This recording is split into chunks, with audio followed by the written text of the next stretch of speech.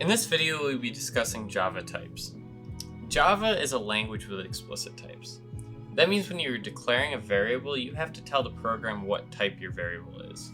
Down the road, we'll see that we can have other types as well, but these are the 5 fundamental types. They basically build everything. I've written a small program that prints the type of a variable. This is not typical code that somebody would write. In fact, it actually breaks a lot of Java standards. However, this code is great for demonstrating what defines types.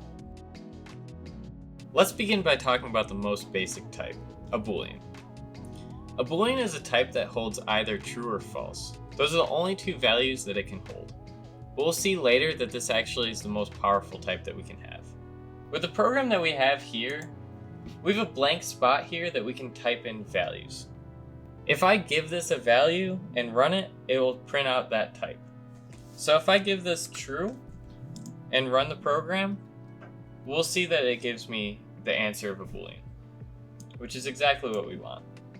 Alternatively, if we type in false and run it, it'll still give me Boolean. Now let's move on to characters. Characters are simply one letter or symbol. They're denoted with a single quote containing that letter or symbol. The exception to this is when we see a character such as the new line or tab, but we'll go over this in a later point.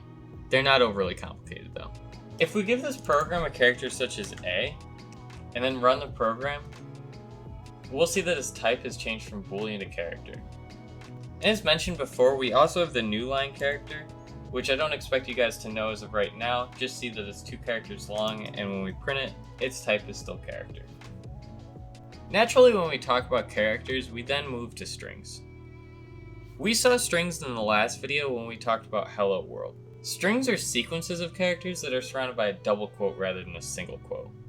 If we take the same string that we saw last video, Hello World,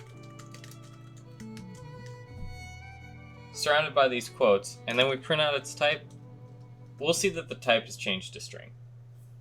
We can also type symbols in here, such as exclamation points, pound signs, dollar signs, percent signs. It doesn't change its type, it's still a string. From here we move on to numbers. There are 3 types that revolve around numbers. They are integers, doubles, and floats. For the time being, we're going to ignore floats. When we talk about integers, we talk about numbers that don't have a decimal point. They can be negative, positive, or 0, as long as they don't exceed a certain amount. For our example that we're going to give this program, we're going to give it the largest integer that's possible inside of Java. I'm going to save everyone the headache of trying to say this number and just show it to you here. If we exceed this number, our program will crash. So it's important to actually know that this number exists. If we run our program now, we see that the type is changed to integer. Last on our list of types, we have doubles. Doubles are simply numbers with decimal points.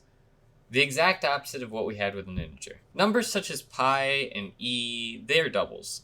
We'll give the example here of pi, 3.1415.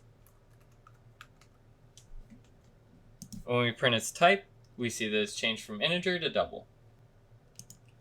Now that we've gone over the fundamental types in Java, next video we can start discussing variables and how the type system works with them.